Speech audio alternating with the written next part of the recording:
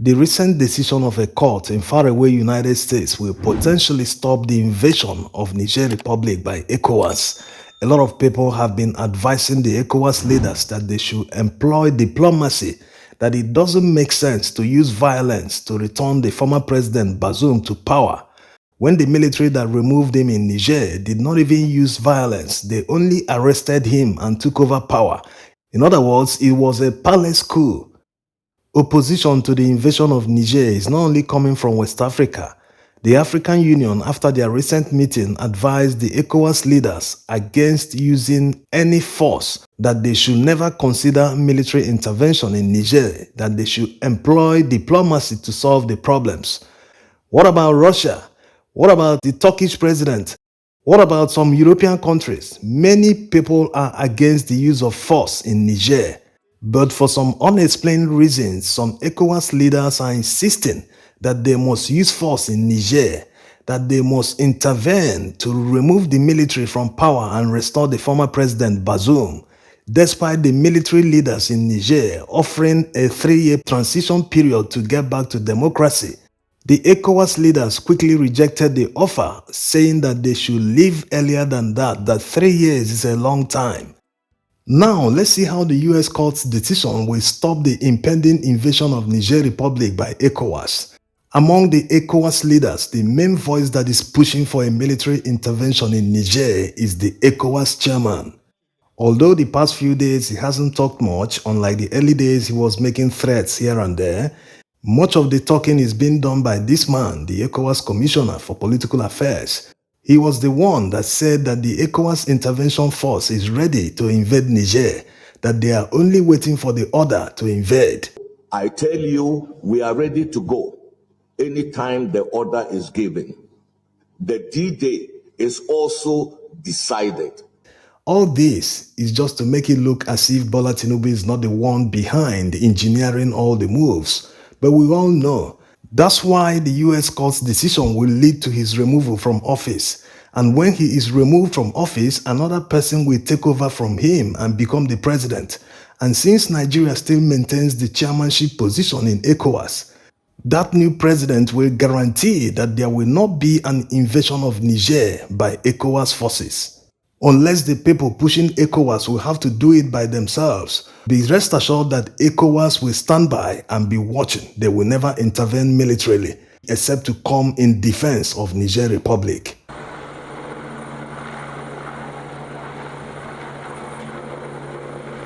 Now, let's get to the backstory. Tinubu didn't win the presidential election that was conducted in Nigeria on February 25th, 2023. And his opponents in that election are currently in court challenging his declaration.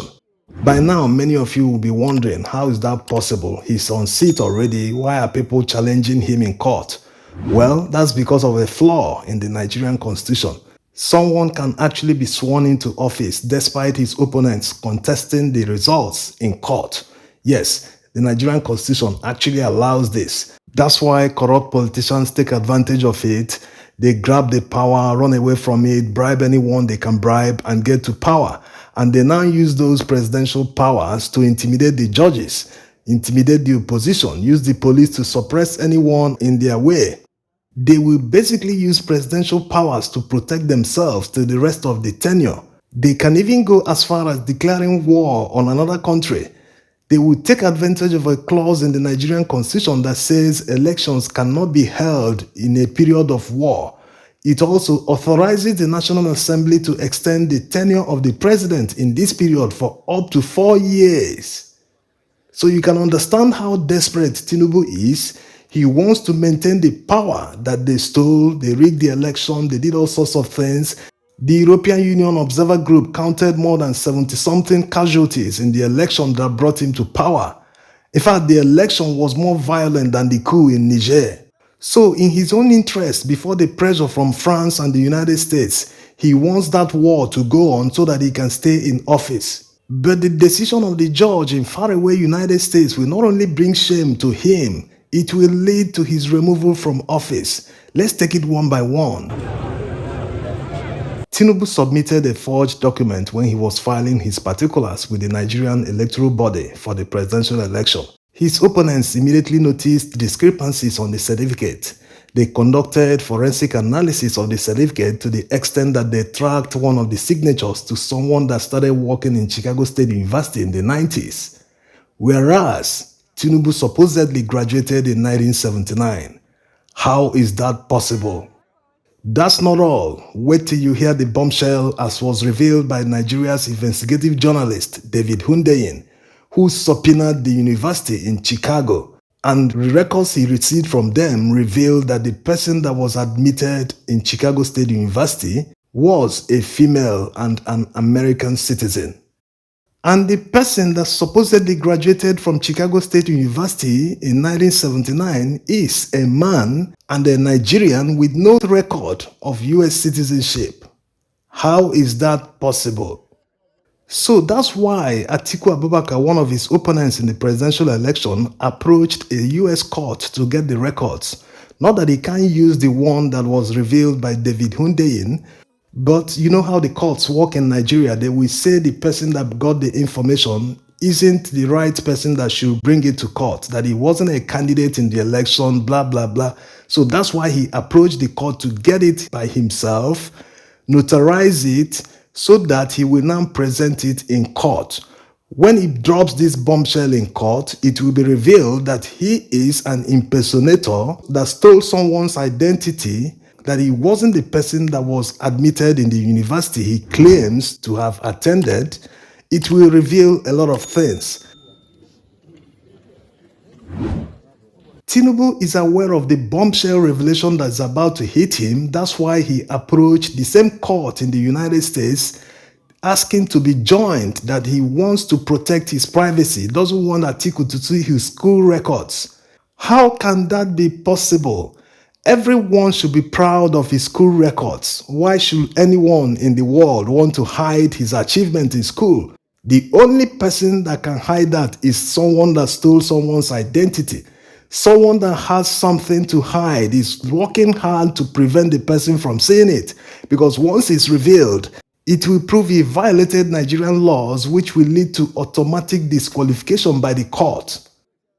In order to block Atiku from getting evidence of potential identity theft, he not only gave excuses about privacy, he also said the court lacks jurisdiction. Helping him to argue all this in court are 5 lawyers he hired. Those of you watching from the United States knows what it means. How much does it cost to hire one lawyer for an hour?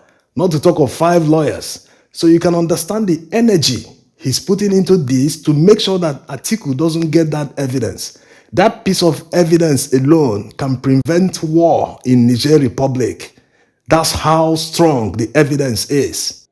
And it seems the judge is getting the picture. He understands what is at stake. That's why he held that the court has jurisdiction, that Tinubu's lawyers are wrong, which is setting the pace for the court to authorize Chicago State University to release these documents, these academic records, the admission documents, all information, including the schools, the secondary schools attended by the female Bola Tinubu, because you must tender all these before gaining admission in any university. Many people are of the opinion that the United States will never release such bombshell evidence that has the potential to stop a war in Niger because of their interest in Niger, that they want a military intervention, that they have files on Tinubu. Yes, that's proven because the same David Hundeyin and Plainsight took the FBI to court because they refused to honor a subpoena. In that subpoena, they demanded to see Tinubu's files with them. They wanted them to reveal every information they have about him. You know, the man forfeited $460,000 being proceeds of narcotics trafficking to the United States. So someone with that kind of background might have committed other crimes, you know, so they wanted to see his files. But unfortunately, the FBI said that they will make the files available in 2026. So it won't help in court because the election dispute is time-bound. They are supposed to round up this year. Getting back to whether the United States will allow the release of such information, which will obviously cause the removal from office someone that covers their interest, someone they have files on who will always do their bidding, who is ready to ignore the consequences and declare war on a neighboring country. Well, we believe that the US courts, as a separate branch of the government in the United States, are fully independent. It doesn't look like the US president or some other person from the executive branch can influence the decision of a judge. So we'll be watching out for tomorrow being the deadline given to Tinubu by the judge to show proof why his school records will not be given to Atiku. In conclusion, isn't it interesting that people who are preaching about democracy, that they will invade Niger to restore democracy, they can't even condone or respect the rules in democracy in Nigeria? Some people wanted to protest in Abuja the other day. The police blocked them, saying they cannot protest.